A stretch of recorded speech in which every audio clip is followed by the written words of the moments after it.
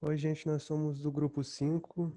O grupo é composto por mim, Bruno, e pela Andressa. A gente vai trabalhar a discussão em cima do tema comunicação de risco referente ao consumo de alimentos industrializados no Brasil. Então, a gente vai trabalhar a questão do conflito de interesse, seja na, na parte de agrotóxicos, todos essa questão envolvida, na parte da indústria de alimentos, que eles influenciando nos estudantes de nutrição, no meio acadêmico, e é isso. Você quer começar a falar sobre o documentário, Andrés? Boa, posso. Oi, gente. Então, vou começar falando sobre o documentário, né, que foi disponibilizado lá no campus virtual. O documentário chama Brincando na Chuva de Veneno. E ele conta um episódio, né, que aconteceu na cidade de Rio Verde, em Goiás, no dia 3 de maio de 2013, no qual 92 pessoas de uma escola rural foram contaminadas após um avião despejar todo o agrotóxico em cima desse colégio bem na hora do recreio. O documentário, ele é um documentário em cima de um documentário, porque ele vai ser produzido em 2018 e ele vai contar como que está o cenário 5 anos depois desse acidente. E ele vai mostrar que as pessoas continuam sofrendo efeitos da contaminação pelo agrotóxico e que as pessoas ainda não tinham sido indenizadas naquela época pela empresa. O nome dela é Singenta.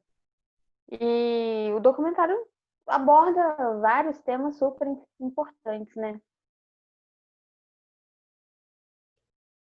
É, no documentário fica evidente quando um conflito de interesse, quando eles abordam um, eles falam do projeto de lei, o número é 6299. O pessoal chama de PL do veneno, o pessoal que é contra e os que são a favor falam que eles chamam de lei do alimento mais seguro.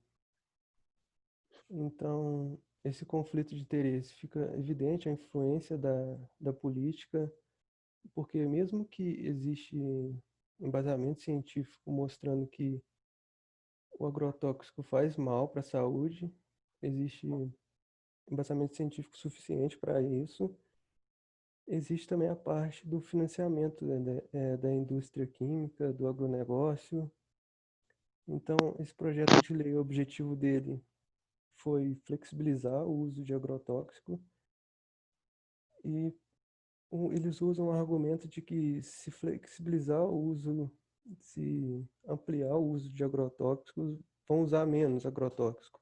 Como se, tipo, chegassem novas substâncias e assim possibilitaria usar uma quantidade menor de agrotóxico. Esse é o argumento do pessoal que é a favor. Sim, isso aí. A Anvisa, né, ela é o órgão responsável pela fiscalização e controle dos agrotóxicos no Brasil. E esse projeto de lei que o Bruno falou, ele visa retirar essa responsabilidade da agência e fazer com que a avaliação toxicológica seja feita por empresas privadas. Está claro aí, né, bem evidente que há um conflito de interesse entre a bancada ruralista e a bancada ambientalista, além dos profissionais de saúde, que também todos se posicionaram contra esse projeto de lei, né? O uso de agrotóxicos ele deve ser rigorosamente avaliado por órgãos competentes, visto que a utilização desses produtos químicos podem trazer sérios riscos para a saúde humana e para o meio ambiente. O Brasil, infelizmente, é o maior consumidor de agrotóxicos e em 10 anos o mercado brasileiro de agrotóxicos cresceu cerca de 190%. Só no ano passado, no ano de 2019, a gente teve mais de 400 tipos de agrotóxicos aprovados e que são completamente banidos e cientificamente comprovado que tem um grande potencial cancerígeno. Ou seja, o que está chegando nas nossas mesas hoje em dia é veneno. Enfim, os efeitos sobre a saúde humana associados à exposição a esses agrotóxicos mais preocupantes são as intoxicações crônicas caracterizadas por infertilidade, impotência, aborto, malformações, neurotoxicidade, distúrbios cognitivo e comportamental, quadros de neuropatia, desregulação hormonal, desenvolvimento de neoplasias, convulsão, enjoo, boca seca, dor de cabeça, tontura e desmaio. A intoxicação por agrotóxico pode ocorrer através da contaminação de água ou a ingestão de alimentos com alta toxicidade, além de prejudicar o meio ambiente, né, contaminando lençóis freáticos, contaminando o solo. Segundo a Organização Mundial da Saúde, são registradas cerca de 20 mil mortes por ano devido ao consumo de agrotóxicos. O Brasil, como eu disse, né, ele é o maior consumidor desses produtos desde 2008. E isso daí é consequência, né, do desenvolvimento do agronegócio no setor econômico. Isso vai trazer sérios problemas quanto ao uso de agrotóxico no país, desde a permissão deles, que já foram banidos em outros países, até a venda ilegal dos agrotóxicos que foram proibidos por lei aqui no Brasil. É muito importante a gente salientar que os principais afetados são os agricultores e trabalhadores das indústrias de agrotóxicos que sofrem diretamente com os efeitos desses químicos, né, durante a manipulação e a aplicação. É uma problemática muito grande. Tipo, a gente não consegue ver benefício nisso, é muito difícil. Tá, mas vamos entender um pouco, então, agora o conceito sobre o que é agrotóxico, o que é isso, por que faz tanto mal, como que isso vai impactar de uma maneira tão negativa na saúde humana e no ecossistema em geral. Os agrotóxicos, né, eles surgiram aí na década de 50, após uma conferência nos Estados Unidos, né, em um cenário pós-Segunda Guerra Mundial. E nessa conferência feita por países desenvolvidos, na verdade, eles tinham pensado em um pacote para poder aumentar a produtividade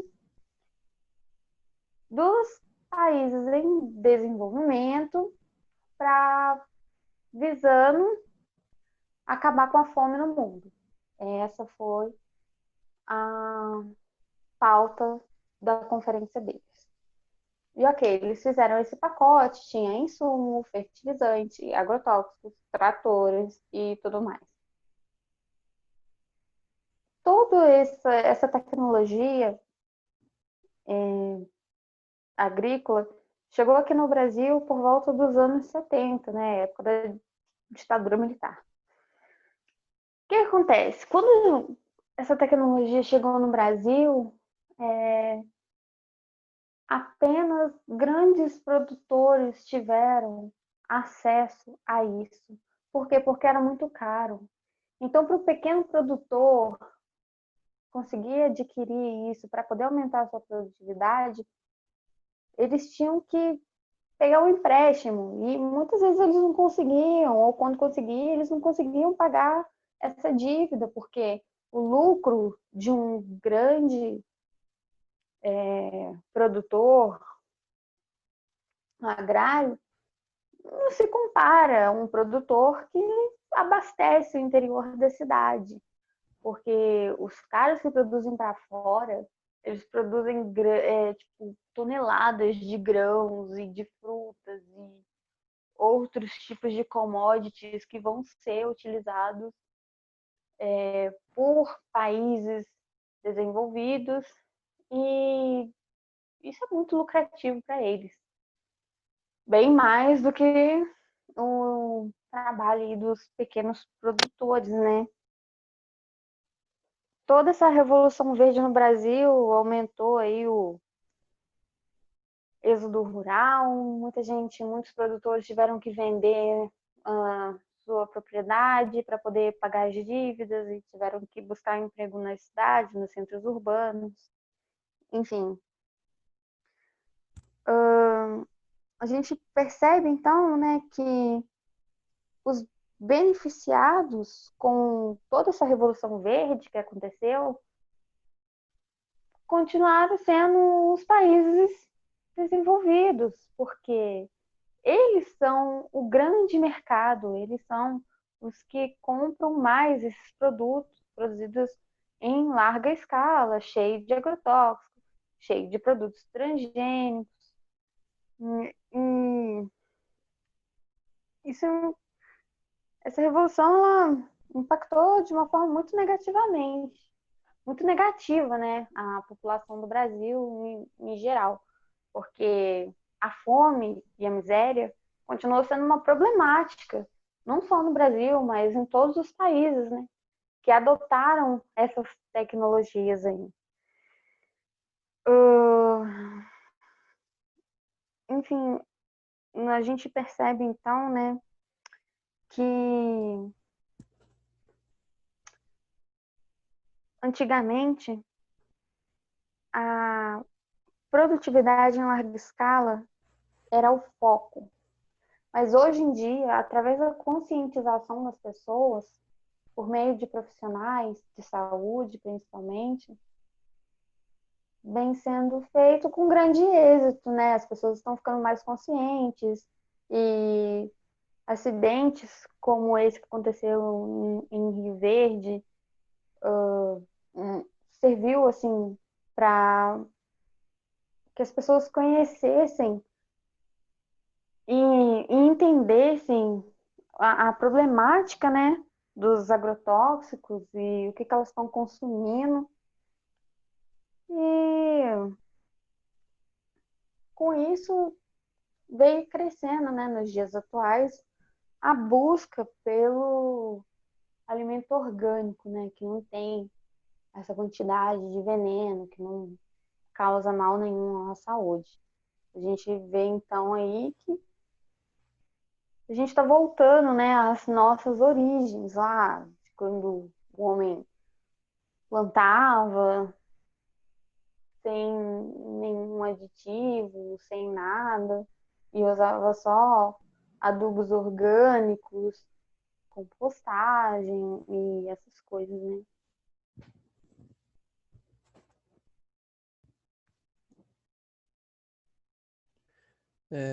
Então, falando mais sobre o posicionamento do Conselho Federal de Nutrição, CFN, então ele vai falar sobre a parte dos agrotóxicos, mas vai também abordar a questão dos alimentos transgênicos. Então, no artigo lá, eles são abordados juntos porque eles tratam de um mesmo modelo ameaçador da agricultura, em questão na área da saúde, né? Então, o nutricionista cuida não só do indivíduo, mas também tem a necessidade de estar atento aos novos processos relacionados à produção.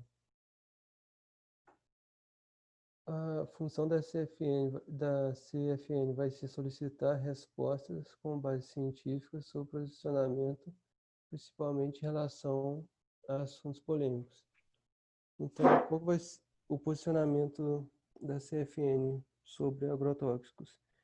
Ela defende a aplicação do princípio da preocupação e análise de risco,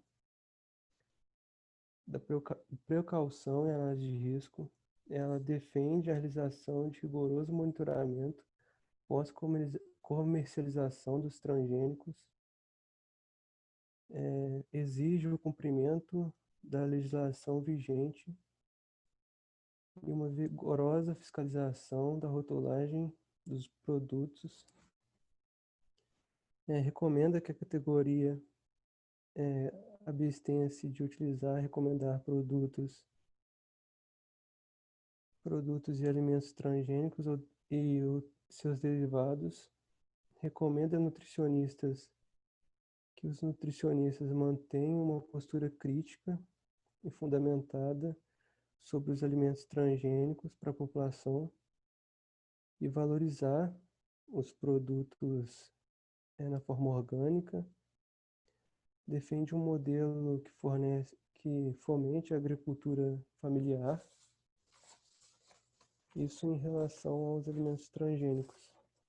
Sobre os agrotóxicos, ele defende o banimento em território nacional desses agrotóxicos e ingredientes ativos já proibidos em outros países, bem como aqueles que apresentem potenciais riscos à saúde humana e ao meio ambiente. Então, é um posicionamento que vai contra os agrotóxicos em relação aos alimentos transgênicos, embora não tenha, já sabe que em amostras, estudos em amostras já se sabe que faz mal ao organismo humano, ainda não tem estudo suficiente ao longo prazo. Então, a literatura em relação aos alimentos transgênicos é meio escassa ainda, mas em relação aos agrotóxicos, já se sabe, já tem evidência suficiente que faz mal à saúde humana. E fica claro o conflito de interesse, mesmo quando já se sabe que faz mal e ainda assim tem a questão do financiamento de pesquisa. Outro artigo também que a Melissa disponibilizou para a gente fala sobre conflitos de interesse na formação e prática do nutricionista. Regulamentar é preciso. Aqui também vai ficar evidente esse conflito de interesse. Então, o objetivo desse artigo vai ser analisar a influência da indústria de alimentos na formação e nutrição. Então, só para contextualizar, após a Revolução Industrial, a indústria de alimentos ganha força e começa a surgir os ultraprocessados. Com a globalização, estratégias de publicidade são utilizadas para comercializar esses ultraprocessados e a indústria alimentícia vai aproveitar esses ultraprocessados e comercializar eles como saudáveis.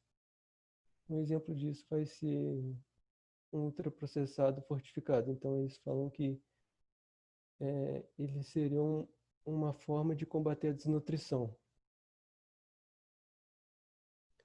Então, essa mesma indústria de alimentos vai tentar influenciar nutricionistas, professores e estudantes de nutrição. Uma coisa importante que eu já falei, mas o que é o inerente conflito de interesse?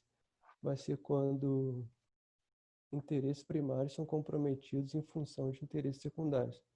Então, os interesses primários podem ser bem-estar do indivíduo, integridade das pesquisas, formação de estudantes do curso da área, e os interesses secundários podem ser posição privilegiadas das indústrias, financiamento de pesquisas e eventos científicos. Então, falando mais sobre a parte política desses conflitos.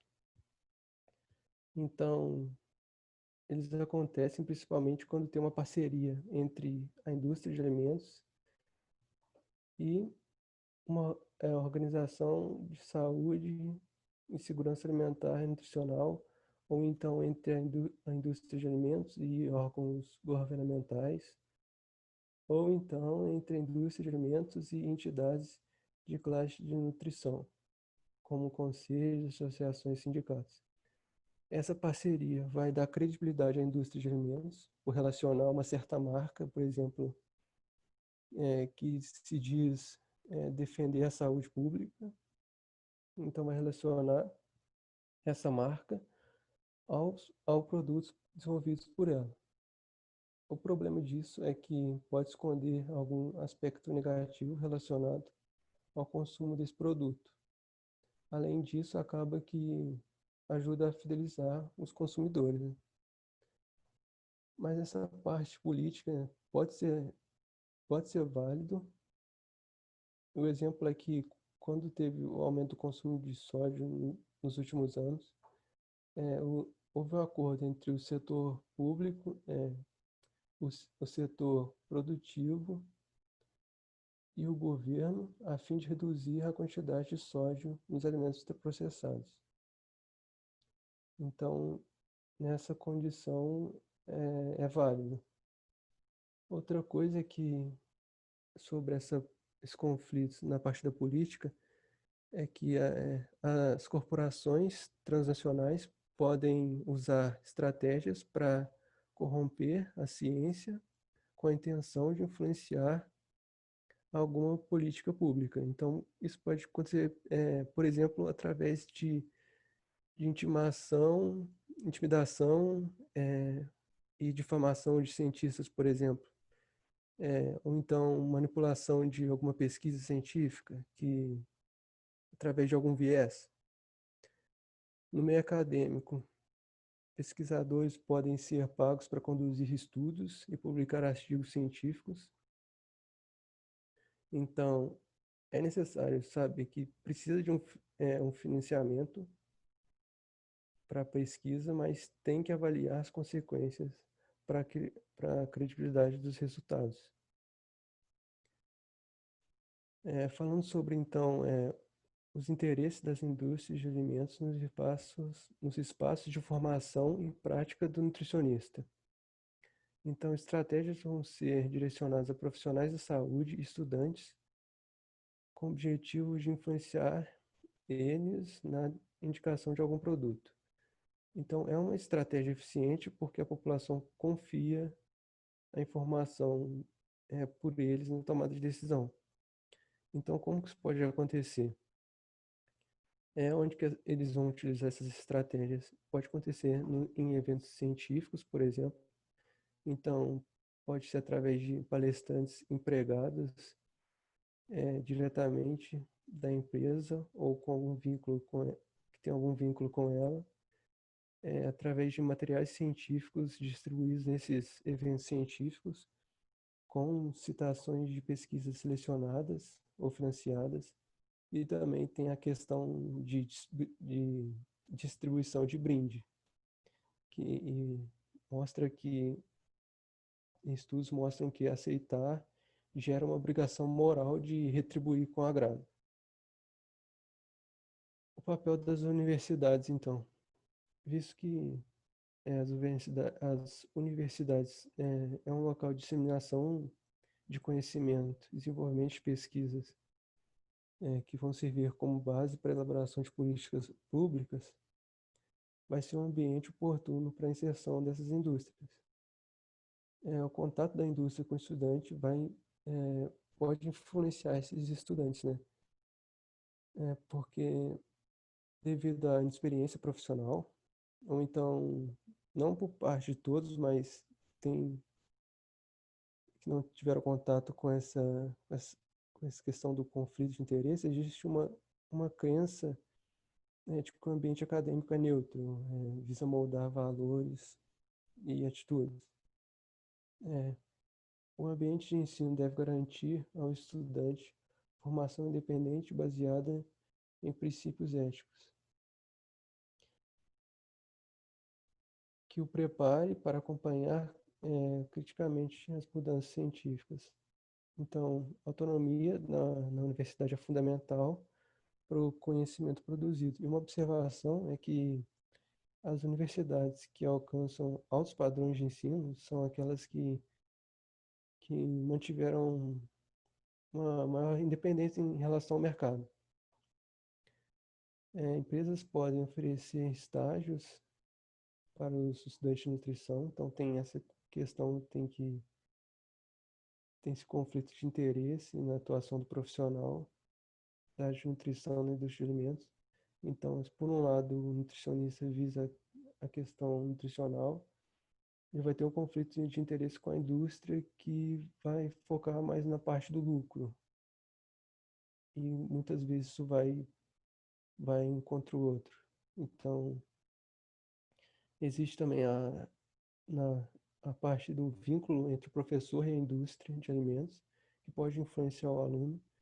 Então, se um professor é financiado, um aluno desse professor pode ser influenciado se aquela pesquisa teve algum viés.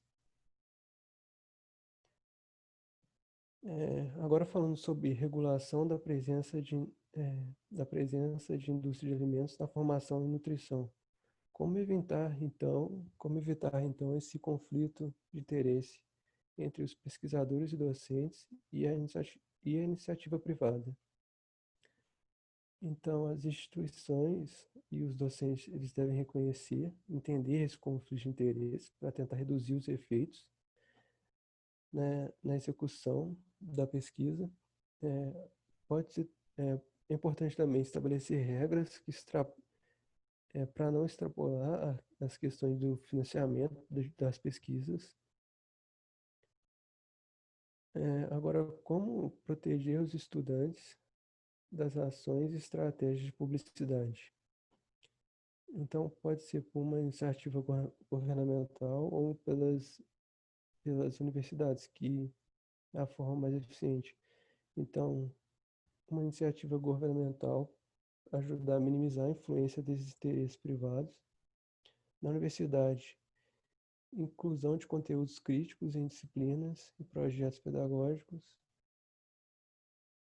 que é no caso que a gente está fazendo aqui na disciplina de ética.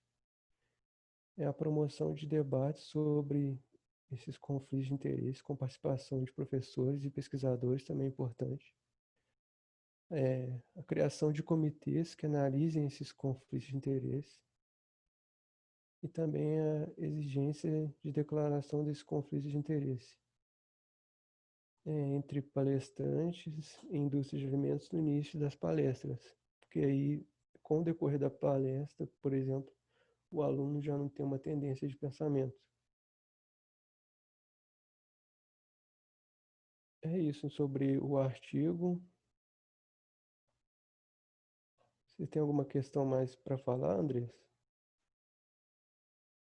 Então eu estava fazendo algumas anotações aqui enquanto você falava, e só para fazer um apanhado geral sobre algumas coisas muito legais, importantes que você falou, né? Lembrando que a indústria de alimentos, ela produz alimentos ultraprocessados. E ela vai se beneficiar do aumento da produtividade de matéria-prima.